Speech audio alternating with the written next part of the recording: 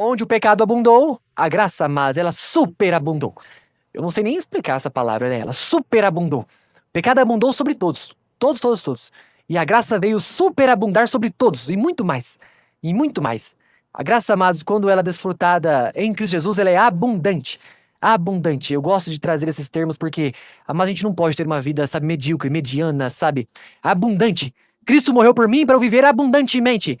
Agora não tá falando, tá, mas da vida terrena, tá? Porque o pastor falou que eu tenho que viver abundantemente, vou vender tudo que eu tenho, vou fazer as viagens e vou viver como se não houvesse o amanhã. Não é isso. A vida abundante é desfrutar de uma eternidade que ele tem separado para nós.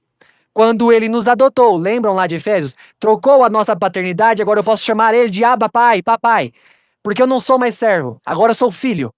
Agora eu sou liberto do pecado porque Cristo me libertou, porque ele quis me libertar. E porque eu tive acesso a essa libertação. Eu tive acesso a esse poder. Vamos seguindo. Vem o verso 17. Porque se nós que procuramos ser justificados em Cristo, nós mesmos também somos achados pecadores. E porventura ministro do pecado? De maneira nenhuma. Olha que interessante. Quando a gente procura Cristo, amados, a única coisa que evidencia é o nosso pecado. A única coisa que fica claro cada vez mais que nós nos juntamos ao santo é o quanto eu era impuro. Ao quanto eu era, sabe, eu tava na contramão do mundo, amados. Eu tava caminhando para outro canto. Lembra de Efésios capítulo 2, versículo 2? O que Paulo fala lá? 2:2 de Efésios. Nos quais andastes outrora, segundo o curso deste mundo, segundo o príncipe da potestade do ar, do espírito que agora opera nos filhos da desobediência. E o 3? Entre os quais também todos nós andávamos outrora, segundo as inclinações da carne, fazendo a vontade da carne e dos pensamentos, e éramos por natureza filhos da ira como também os demais. Vocês entendem esse final, amados? Éramos por natureza filhos da ira. Éramos naturalmente, ou seja, no sentido de nascimento. Você é natural de onde? Sou natural de Serrana. Éramos naturalmente filhos do diabo. Seguíamos o curso deste mundo. Seguíamos a vontade do meu pai em fazer a mentira, em fazer a maldade. Vimos hoje cedo, amados. Aquele casal morreu por causa da desonestidade, por causa da mentira. Sabe por quê? Porque o coração deles estava aplicado em outra coisa e não em Cristo. Por isso eles foram mortos. E aí vem nós hoje, amados, naturalmente filhos da ira. Naturalmente filhos de Satanás. À medida que eu me aproximo de Cristo, amados, isso fica evidente. Evidente. À medida que eu me aproximo mais do santo, o santo, singular, amados, o santo de Israel. À medida que eu me aproximo de Cristo, imaculado, sem pecado, isso só, amados, escancara o meu pecado. E graças a Deus por isso. Sabe por que Cristo não veio passar a mão na cabeça de ninguém, amados? Não veio, não veio. Ele veio demonstrar o meu pecado para que ele, eu posso te libertar dessa vida, você quer ou não quer? Ele veio mostrar isso.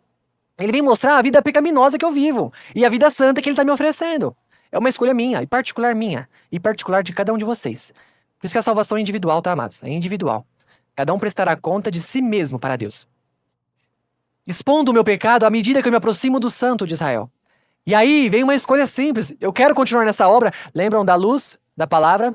A palavra traz luz sobre a minha vida ruim. Agora, amados, cabe a mim julgar. Vou continuar nas práticas ruins agora, conhecendo o que eu faço é mal? Ou vou recalcular a rota, né? O que o versículo falou, amados? Nós corríamos em direção ao pecado. Você tem que recalcular a rota. Ou você dá meia volta e aponta para a cruz, e agora segue para a cruz, ou não, continua na vida. Viver, nascer, viver e morrer nessa terra, amados, simplesmente nessa ordem, nós estamos fadados ao inferno. Estamos fadados a uma condenação eterna.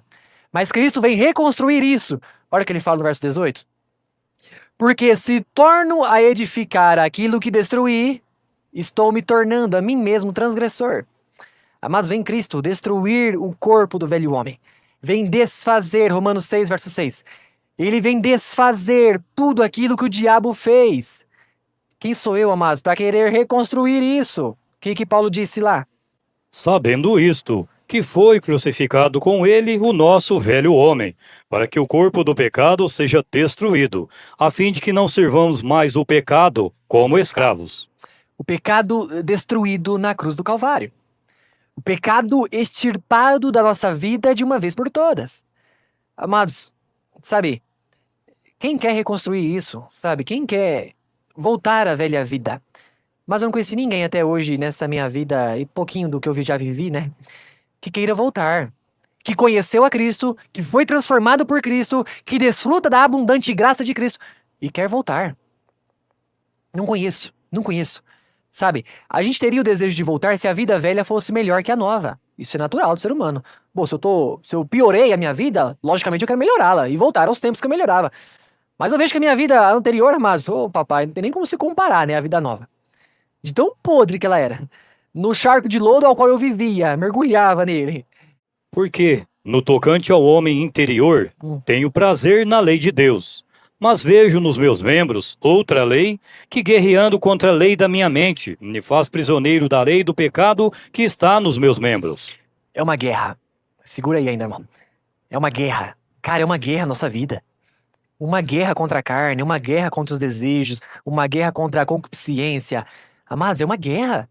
Eu falei com os amados lá no congresso, nós vivemos uma guerra. É uma batalha espiritual tremenda todos os dias. Todos os dias, amados, nós temos que ter olhos que percebam isso. De quando você vai iniciar a pregação do evangelho, acontece um barulho, desvia a atenção, perde o foco, troca o assunto. É uma guerra.